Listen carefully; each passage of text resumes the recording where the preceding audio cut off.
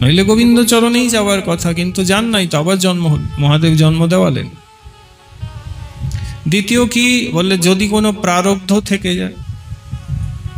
প্রারব্ধ কি? আমি যা পূর্বে কর্ম করিয়াছি তার যে ফল আমাকেই ভোগ করতে হবে, এরই নাম প্রারব্ধ।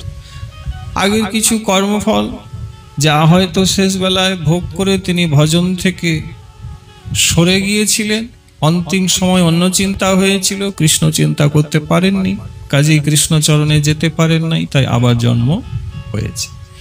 এখানে আরো গোস্বামীপাদ বলছেন, অসমঞ্জস কিন্তু জাতিস্মর ছিলেন। জাতিস্মর মানে যার পূর্ব জীবনের কথাগুলি মনে থাকে তাকে জাতিস্মর বলে। আমরা এখানে কেউ জাতিস্মর নেই। আরে 7 দিন আগের কথাই মনে নেই, আর পূর্ব জীবনে কি ছিলাম কি মনে থাকবে? কি করে এটা সম্ভব বলো দেখি? যাদের উপরে বিশেষ ভগবত কৃপা, এরকম সাধক হয়েছেন, এরকম আচার্য মহাজন হয়েছেন পূর্বে, যারা আগের জন্মের হিসেব নিকেশটা ভালোই জানেন। অসমঞ্জস জানতেন যে আগের জীবনে যে ভুল করিয়াছি, যার জন্য কৃষ্ণচরণ পাইনি, এই জন্ম যে আবার পেয়েছি, এইবার একটু পাগলের মতন অভিনয় করব।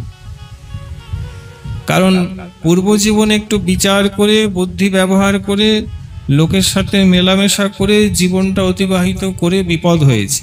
তা এই জীবনে যদি আমি একটু পাগলের মতন অভিনয় করে সমাজ থেকে আলাদা থালাদা হয়ে যাই, অথবা আমার বাবা মা যদি আমাকে বের করে দেয়, তাহলে নির্জনে জঙ্গলে বসে একান্তে হরিভজন করে আমি হরিচরণ লাভ করে দেব। তাই মন দিন এবার গোস্বামীপাদ বলছেন, এই জন্য ইচ্ছে করে, এইবারে বুঝতে পারলেন, ইচ্ছে করে শিশুদের, বালকদের সরজু নদীর জলে ফেলে দিচ্ছে, আগুন ধরিয়ে দিচ্ছে, ঢিল ছুঁড়ে মারছে। কেন? যাতে সবাই মিলে বাবার কাছে নালিশ করে এবং যাতে বাবা তাকে ঘর থেকে বার করে দেয়, যাতে নির্জনে ভজনটা করতে পারে, এবং সেটা ইচ্ছে করে করেছে। দেখুন, আগে ভজন করার জন্য এরা কত চেষ্টা করেছে। এখন তো পাখার তলায় লাইটিং এ আমাদের এলেই ভজন কথা শ্রবণ করার সৌভাগ্য মহাপ্রভুর কৃপায়, তবু আসতে পারিনি। এরা ভজনের জন্য কত খেটেছে একবার ভেবে দেখুন, শাস্ত্রে লেখা আছে। তাই যখন সগর রাজা অসমঞ্জসকে দেশ ছাড়া আদেশ করলেন, এ কি করলো মা? হাসতে হাসতে বাইরে বেরিয়ে এলো, বললো, প্রভু কৃপা করেছেন, এটাই চেয়েছিলাম, কিন্তু পাপ কাজ করে তো আর কৃষ্ণচরণ পাওয়া যায় না। তাই সরজু নদীতে যে সমস্ত ছেলে বালককে ফেলে দিয়েছিলেন, সরজুকে প্রণাম করে বললেন, দেবী আপনি কৃপা করুন, আমি অধম, তাদের জীবন ফিরিয়ে দিন, তাদেরকে ফিরিয়ে দিন। মা গো, সরজু নদী সকল সেই শিশু বালকদেরকে জল থেকে তুলে ব্রহ্মজ্ঞানী করে ফিরিয়ে দিন। অর্থাৎ যাদেরকে জলে ফেলেছিলেন তারা তো শিশুই ছিলেন, আবার যাদেরকে সরজু মাতা তুলে দিলেন তারা কেউ সাধারণ শিশু থাকলেন না, মানে তারা সকলেই ভগবানের ভক্ত হয়ে ফিরে।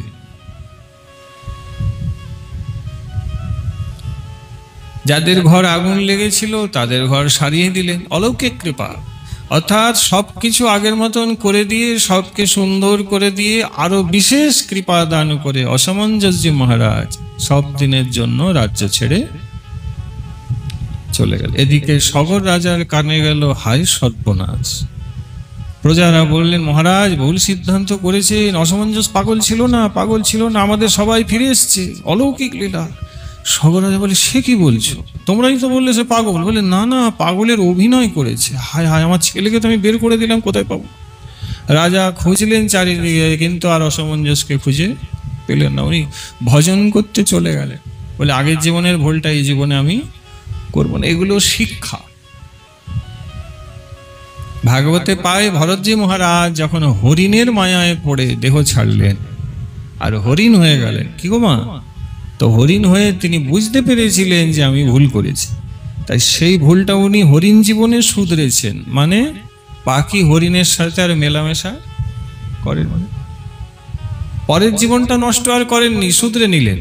হরিণ হয়ে করেন কি না, যেখানে সাধু হরিকথা বলেন, গাছের আড়ালে দাঁড়িয়ে হরিকথা শোন। সাধুদের প্রসাদ পাওয়া হয়ে গেলে যে পাতাটে পড়ে থাকে উচ্ছিষ্ট, হরিণ রূপে সেই পাতা শুকনো পাতাকেই চেবায়। এই প্রকার তিনি হরিণের জীবনটা খুব সাবধানে অতিবাহিত করলে তারপরে আবার মানুষের শরীর পেলেন। তবে ঠিক অসমঞ্জসেরই মতন উনি জড় হয়ে গেলেন, তাই নাম ধরলেন জড় উনি জড় ছিলেন না, কিন্তু উনিও ঠিক এই জিনিসটাই চিন্তা করলেন যে না, একদম জড়থড় থাক, যাতে আর ভুল না হয়।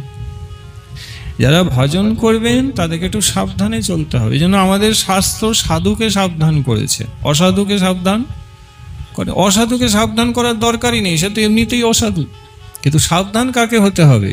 যারা মালা ধরেছে, কেমন, যারা ভজন চেষ্টা করছেন, যাদের উপরে গুরু গোবিন্দের কৃপা বা আশীর্বাদ আছে, তাদেরকে সাবধানে চলতে হবে। তাই সাধু সাবধান ফের করো, অসাধুকে সাবধান শাস্ত্র করেননি, আপনাকে আমাকে সাবধান করেছেন। তো ভাগবতে ভরতজিও তাই করলেন, অসমঞ্জস চলে গেলেন। রাজা সগর অনেক খুঁজলেন কিন্তু পেলেন না, বড় দুঃখ পেলেন। হায় হায় হায়, সন্তানের মহিমা বুঝতে পারলাম না। আর কি করবেন, খুঁজে তো পাওয়া গেল না। এই প্রকার অসমঞ্জসজি কৃষ্ণ সাধনা করে নির্জনে কৃষ্ণচরণ লাভ করলেন। বলিয়ে ভক্তবৎসল ভগবান কি লাভ করলেন। এদিকে তিনি বনে গিয়েছিলেন বটে, কিন্তু বনে যাওয়ার পূর্বে রাজা সগর অসমঞ্জসজির বিয়ে দিয়ে দিয়েছিলেন। বাড়িতে বৌমা ছিল। এখন বিয়ে যখন দিয়েছেন, ওই অসমঞ্জসের স্ত্রী কিন্তু সন্তান সম্ভবা হয়েছিলেন, গর্ভে সন্তান এসে গিয়েছে। এখন পিতা নেই।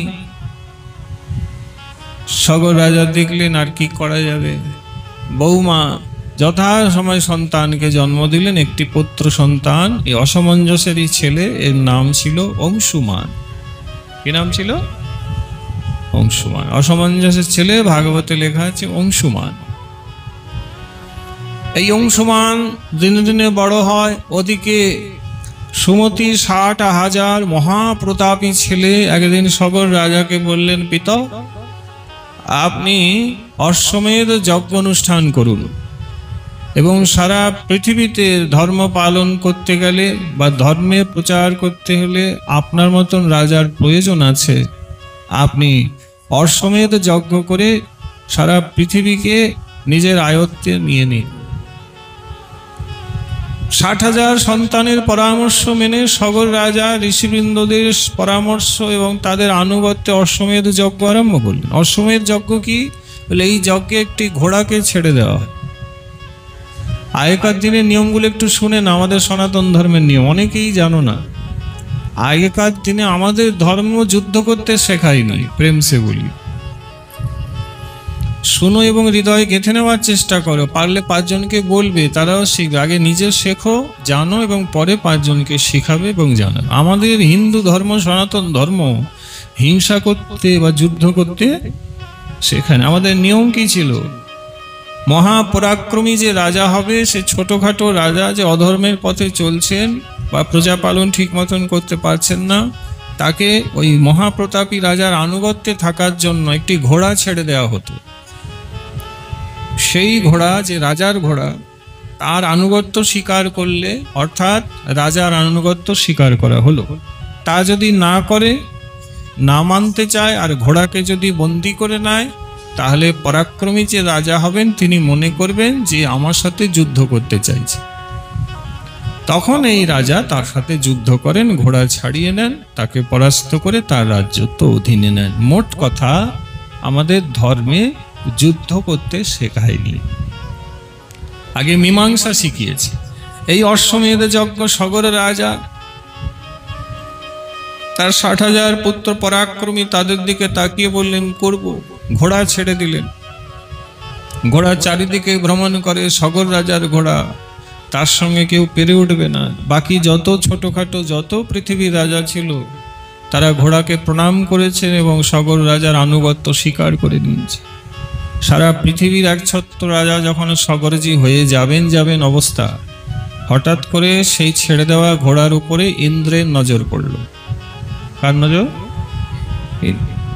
এখন ইন্দ্র যখন দেখছেন, হায়, সারা পৃথিবীর যদি রাজা সগরজি হয়ে যান, তা এটা কি করে হয়? কারণ এতে তার গর্ব হবে, দম্ভ হবে, অহংকার হবে।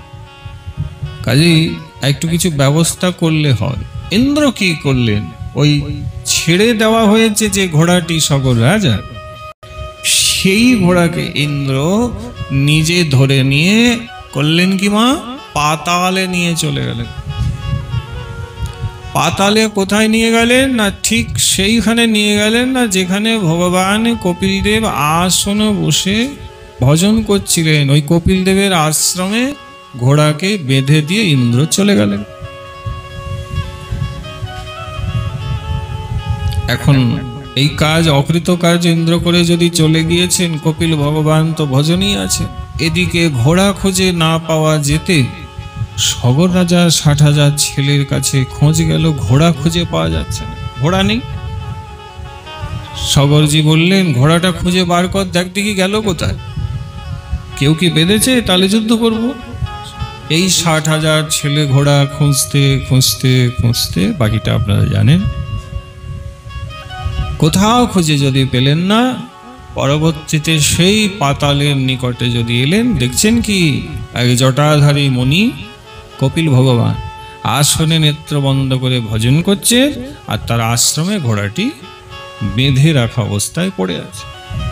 এখন এই 60,000 যে ছেলে সগর রাজা, ঘোড়া বাঁধা এবং মুনিকে দেখে যা মনে করার তাই মনে করলেন, মনে করলেন আমাদের ঘোড়াকে চুরি করে এই মুনি এখানে এনেছে। আর শুরু করলেন মুনির নিন্দা, বলে ও ভজন করছে, চোর কথাকার, বন্ড কথাকার, আমাদের ঘোড়াকে চুরি করে নিয়ে এখানে রেখে আবার চোখ বন্ধ করে ভজন হচ্ছে, সাধন হচ্ছে, সব মিথ্যে, সব পাষণ্ডিত্য।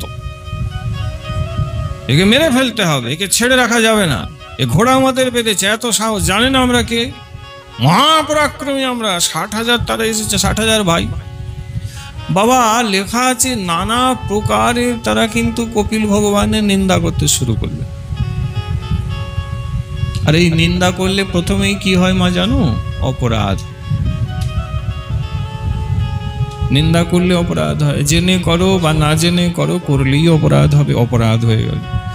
ভাগবতে লেখা আছে, মন্দীয় গোস্বামী পাদ বলছেন, কপিল ভগবান তাদের নিন্দা আদি শ্রবণ করে তাদেরকে অভিসম্পাদ দেন নাই। তাহলে বলে ওদের চিৎকার করে কুৎসিত কথাগুলি যে তারা বলে গেল 60,000, তো সেই কথাগুলি বলাতে কপিল ভগবানের ভজনে বিক্ষেপ হয়েছে, অভিশাপ তিনি দেন নাই, ভাগবতে লেখা নেই।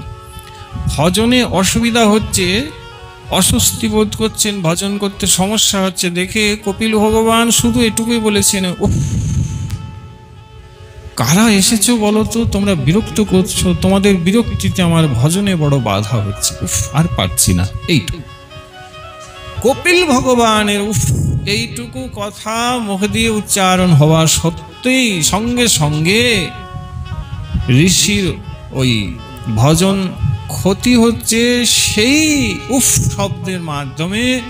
যে মাগো কপিল ভগবানের মুখ দিয়ে যে উফ এই যে গরম বাতাসটা বেরিয়েছে, সেই বাতাস ওই 60,000 যে সগর রাজার ছেলে ওদের গায়ে এসে পড়েছে, ওতেই ধৌ করে ওদের শরীর জ্বলেছে, আর নিমিষের মধ্যে 60,000 পুড়ে এক মুঠো ছাই হয়ে গেছে।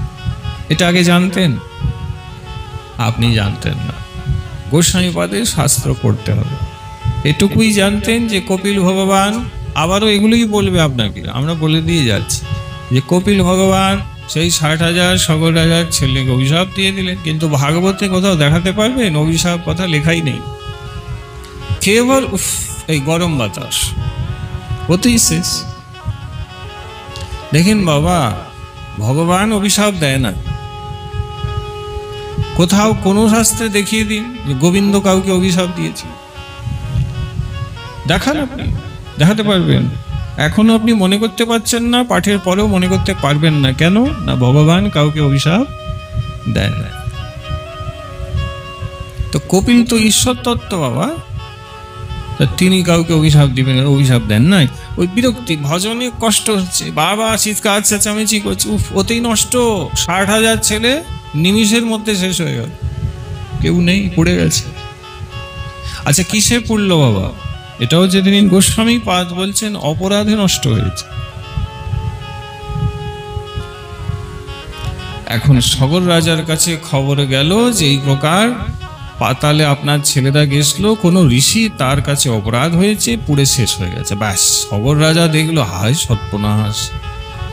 ধর্মাত্মা সগর রাজা বিচার করছেন এখানে যে আমার ছেলে যদি যুদ্ধ করতে গিয়ে মৃত্যু হয় সেটা আমি হাসি মুখে মেনে নেব, কিন্তু হায় আমার বংশে আমার সন্তান আদি সাধুর কাছে অপরাধ করলো, গুরু বৈষ্ণবের কাছে অপরাধ সগর রাজা মেনে নিতে পারবেন। আমি আমার কুলগুরুর কাছে শুনিয়াছি যে এই সূর্য বংশে পরবর্তীতে স্বয়ং ভগবান আসিবেন, রামচন্দ্র।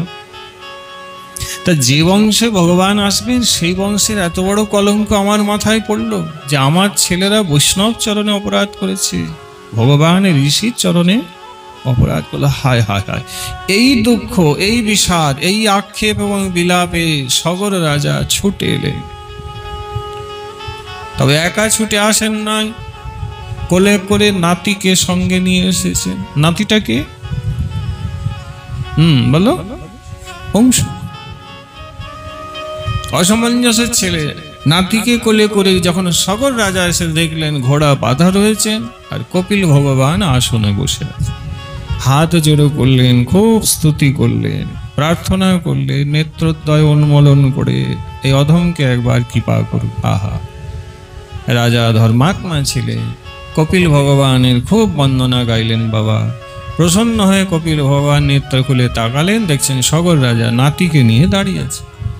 কপিল ভগবানকে রাজা সগর বললেন, আপনার প্রধান হলে আমার 60,000 সন্তানের মৃত্যু হয়ে গেল, তাদের মৃত্যু হয়েছে বলে আমি কষ্ট পাচ্ছি তা নয় ঋষিবর, তারা অপরাধে গিয়েছে ইহাতে কষ্ট পাচ্ছে, বংশে অপরাধী আছেন, এতে আমারও অধোগতি হবে, আপনি আমাদের ক্ষমা করে দিন। কপিল ভগবান বললেন, তোমার তো কোনো অপরাধী নেই রাজা, কাজেই তোমাকে ক্ষমা করার কোনো ব্যাপারও নেই, তুমি কি দোষ করেছো? বলে, না, আমার ছেলের দোষে তো পিতার দোষ হয়। বলে, দেখো তোমার ছেলে আমার ভজনে বিক্ষেপ করেছে, বাধা দিয়েছে, কাজে ওতেই ওরা নষ্ট হয়েছে, এখানে আমি কি বা করতে পারি? বলেন, দেখুন আপনার কাছে আমি আমার সন্তানকে ফিরিয়ে নিতে আসি না। বলে, তাহলে কি করতে এসেছে? বলে, আমি কৃপা করুন, আমার ছেলেগুলি তো অপরাধে নষ্ট হলো, এই দয়া করুন যেন তারা অপরাধ মুক্ত হতে পারে, এই কৃপা করুন প্রভু ভগবান, যাতে আমি তাদের ওই উদ্ধারের পথটা খুঁজে পাই। এই নাথ কৃপা করুন যেন তাদের শ্রাদ্ধাদি ক্রিয়া করে তাদের জীবনে ভগবত কৃপা আমি নামিয়ে আনতে পারি। যেই বললেন কপিল ভগবান প্রসন্ন হয়ে গেলেন। সাধুর চরণে সরল মনে যদি কেউ প্রার্থনা আদি করে মা, তবে সাধু তাঁর প্রতি প্রসন্ন।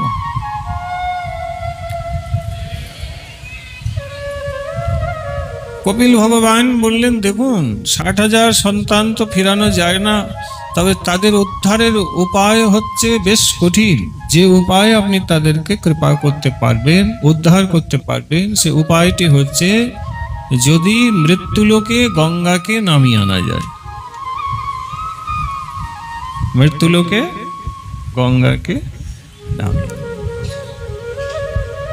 এদিকে সগর রাজা তার পূর্বে 60,000 নিজের সন্তানকে উদ্ধার করার জন্য নাতিকে বললেন, বাবা শ্রাদ্ধাদি ক্রিয়া যদি কেউ চলে যায়, তার শ্রাদ্ধাদি ক্রিয়াটি উদ্ধার করতে গেলে পিতা কিন্তু সন্তানের শ্রাদ্ধ ক্রিয়া করতে পারে, ভাইপো থাকলে করতে পারবে, ঠিক, পুত্রদি করতে পারবে, পুত্র তো নাই, পুত্র তো সব মারা গেছে। অথবা কে করতে পারবে? বলে, যদি নাতি থাকে নাতি করতে পারবে। তা অংশমান তো কোলেই ছিল। সগর রাজা বললেন, বৎস, তোমার কাকুদের জন্য তুমি একটু তর্পণ করো প্রেম সে।